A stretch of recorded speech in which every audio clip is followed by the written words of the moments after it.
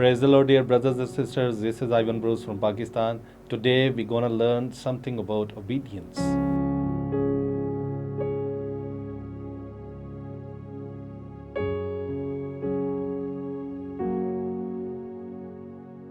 A few centuries before Christ, a man named Alexander conquered almost all of the known world using his military strength, cleverness, and a bit of diplomacy. The story is told that Alexander and a small company of soldiers approached a strongly fortified walled city. Alexander, standing outside the walls, raised his voice and demanded to see the king. When the king arrived, Alexander insisted that the king surrender the city and his people to Alexander. The opposing king laughed. "Why should I surrender you? You can't do us any harm." But Alexander offered to give the king a demonstration. He ordered his men to line up single file and start marching. He marched them straight toward a sheer cliff. The townspeople gathered on the wall and watched in shock silence as one by one Alexander's soldiers marched without hesitation right off the cliff to their deaths. After 10 soldiers died, Alexander ordered the rest of the men to return to his side. The townspeople and the king immediately surrendered to Alexander the Great. They realized that if a few men were actually willing to commit suicide at the command of this dynamic leader, then nothing could stop his eventual victory. I want to ask you something today. Are you willing to be as obedient to the ruler of the universe, Jesus Christ, as those soldiers were to Alexander? Are you as dedicated and committed? Think how much power Christ could have in our area with just a portion of such commitment. Someone once asked Dr. Yonggi, "What is the key to your great success?" His reply was very simple: "I pray and I obey." The outcome of obedience to God will always bring blessing.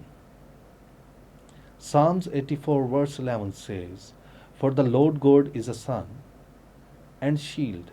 The Lord will give grace and glory. No good thing will he withhold from that walk uprightly." My dear brothers and sisters, here are the 7 blessings that obedience to God will acquire for you. Number 1, it will acquire the freedom. As we look into Acts chapter 16, verse 16 to 30, we read an incredible account of the mighty power of God demonstrated through Paul and Silas. They were slapped in jail for setting a demon-possessed lady free. She brought in a great deal of revenue to her owners by fortune-telling. With the demon gone, no more prophesying, Paul and Silas received a terrible beating for their act of kindness and were slammed into the inner slammer. So, instead of getting mad at God for their sufferings, they started to worship Him, and God released them in a supernatural way. Not only was the jailer saved, but we read in the text and find that his entire family was saved and being baptized in this very night. Why? Because of obedience. Here is the command that they obey. 1 Thessalonians chapter 5 verse 18 says, "In everything give thanks, for this is the will of the God in Christ Jesus concerning you." Thankfulness is a command to be obeyed, regardless of our circumstances or trials. Number 2, my brothers and sisters, obedience acquired the fire of Holy Spirit. The fire of the Holy Spirit come by the way of obedience, Acts chapter 1 verse 4 says, "And being assembled together with them, commanded them that they should not depart from Jerusalem, but wait for the promise of the Father, which saith he, Ye have heard of me." As it is written in Acts chapter 2 verse 3, "And there appeared unto them cloven tongues like as of fire, and it sat upon each of them. The fire of Holy Spirit that fell upon those obedient believers that day is still spreading throughout the world. Acts chapter 5 verse 32 says, "And we are his witness of these things, and so is also the Holy Ghost, whom God hath given to them, and they obey him." I am reasonably sure that we all would agree the Holy Spirit comes to reside in all of us when we are born again. However, according to the Word of God, there are measures of the Spirit imparted to those who strive to obey God. The measures of God's Spirit given to us is in direct connection to our obedience. For it is written in John chapter 3, verse 34, "For he who God has sent speaketh the words of God. For God giveth not the Spirit by measures unto him." Another version states that the Spirit was given to Christ without limitation. There has never been a near rival to Christ's obedience to Father. Point number 3, my brothers and sisters, it acquires the faith. Obedience acquires the faith. Even our level of faith is directly connected to our obedience. We see in the scriptures, Matthew chapter 8, verse 5 through 13, how Jesus heals a centurion's servant after being impressed by his marvelous faith. Obedience is clearly a key to great faith, and faith is the key to healing, salvation, and eternal life. When we give ourselves under God's will, then we put our faith in him. Jesus lived his earthly life and did great miracles. By faith, he depended on the Father for everything he did. The scripture teaches that he had great confidence or faith in God. In John chapter 8, verse 29, we can see, "And he that sent me is with me.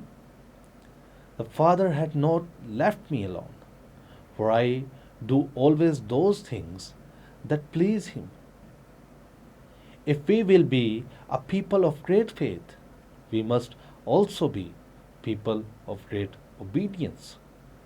1 John chapter 3 verse 22 says, "And whatsoever we ask, we receive of him, because we keep his commandments, and do those things that are pleasing in his sight."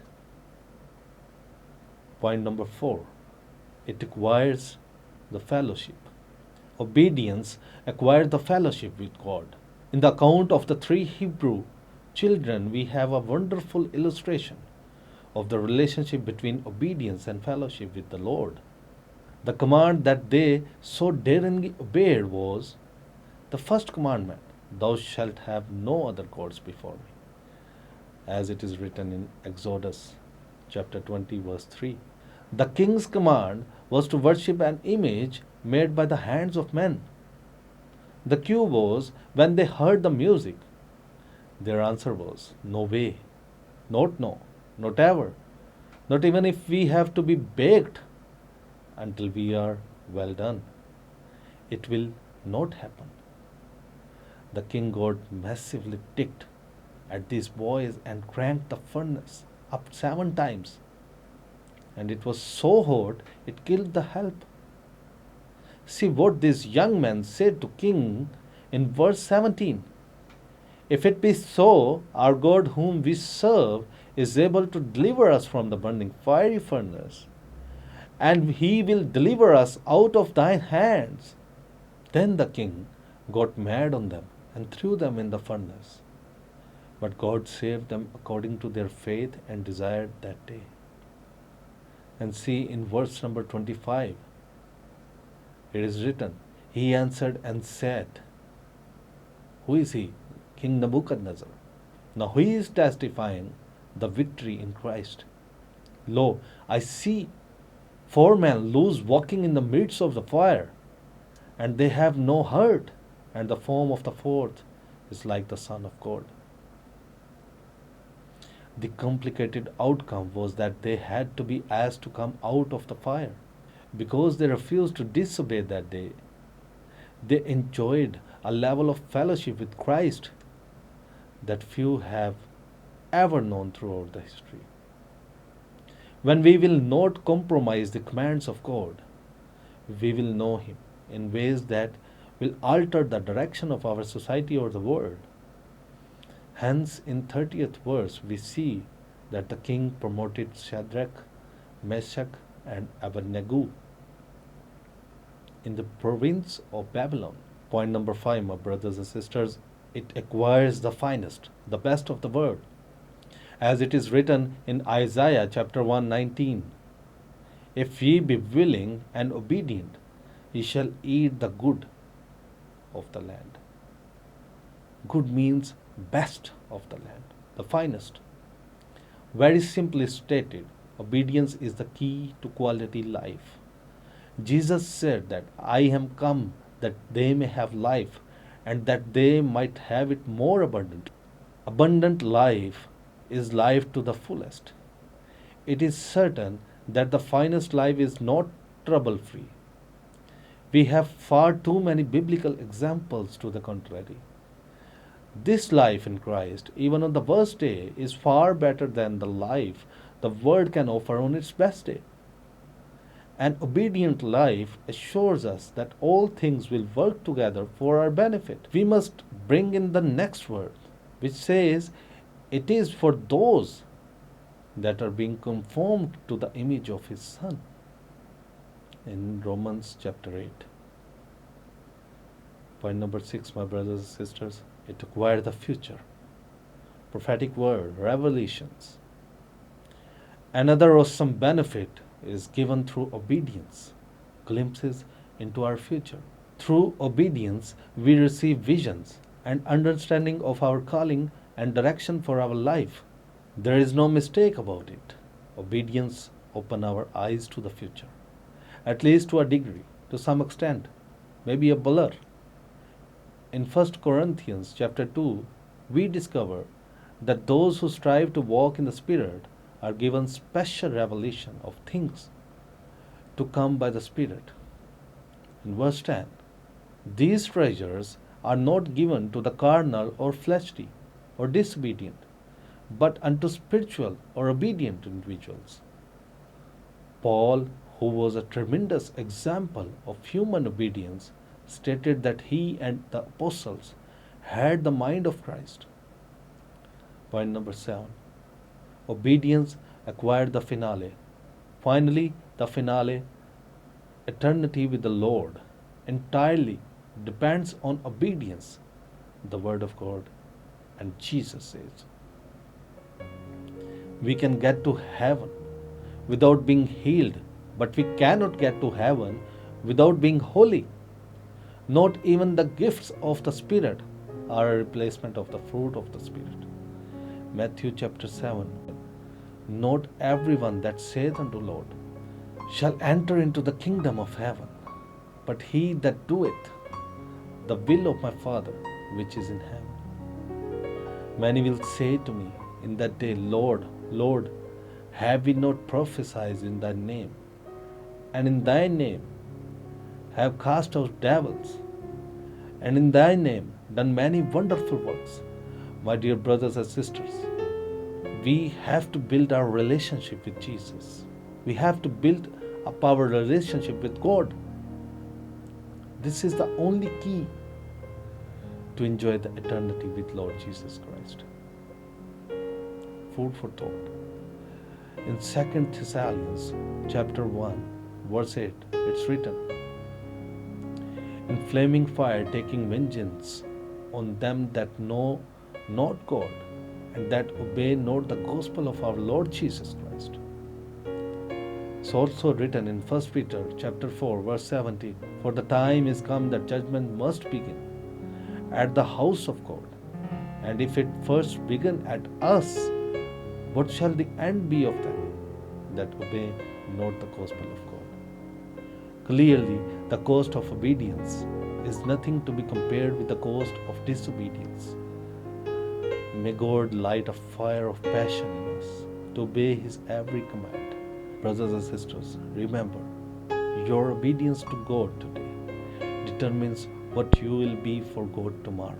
A small step of obedience is a giant step to blessing. God bless you. Thank you for watching this video. Please subscribe our channel, like our videos, share with your friends and family. And if this message has blessed you today, be generous to donate us on this PayPal account. Thank you very much. God bless you.